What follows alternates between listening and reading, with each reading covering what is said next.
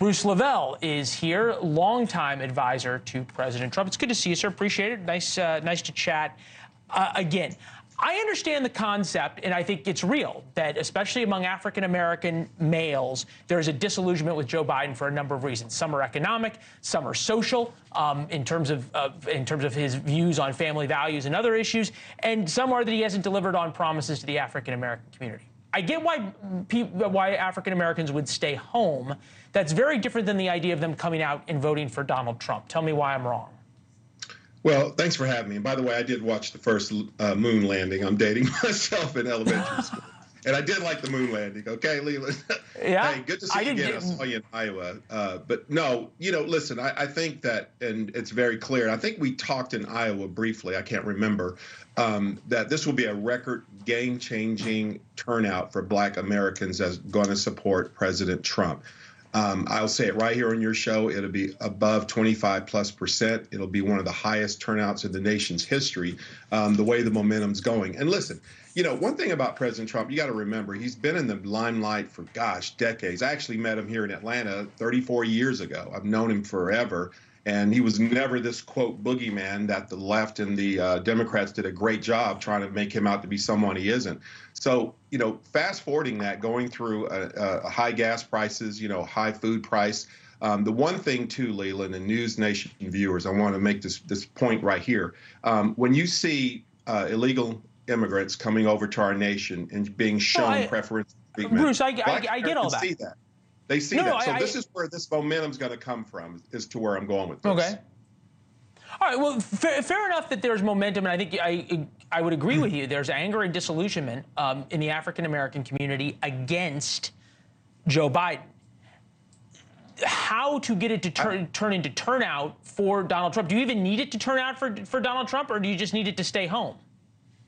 Well, no, we're going to get the turnout. I mean, listen, people are tired, Leland. Listen, come on now. For 40, 50, 60 years, and in some instances, a lot of these cities are governed by Black leaders.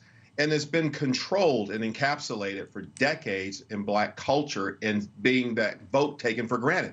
And remember, President Trump, he historically said, what the heck do you have to lose?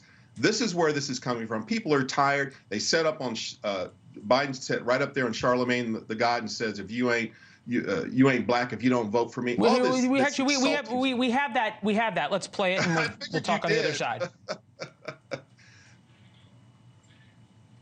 If you have a problem figuring out whether you're for me or Trump, and you ain't Black.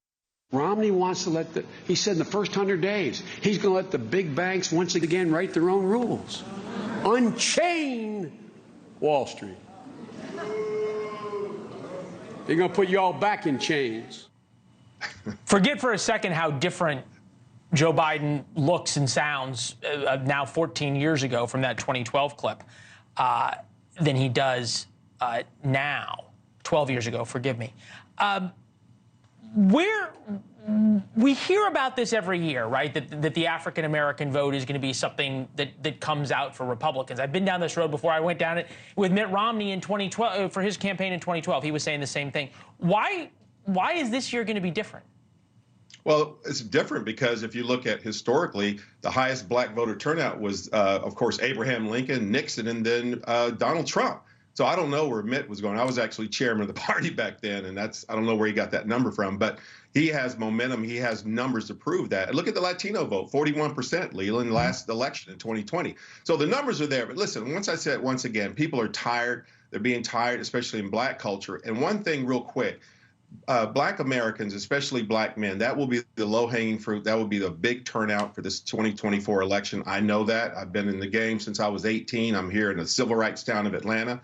People are tired. And more so than anything, they understand that during President Trump's tenure, he was the business guy. He was the guy who had the fastest turnout, or should I say growth, in Black businesses. I'm a Black business owner here for 29 years in Atlanta. I know that. I advocated for him in the White House.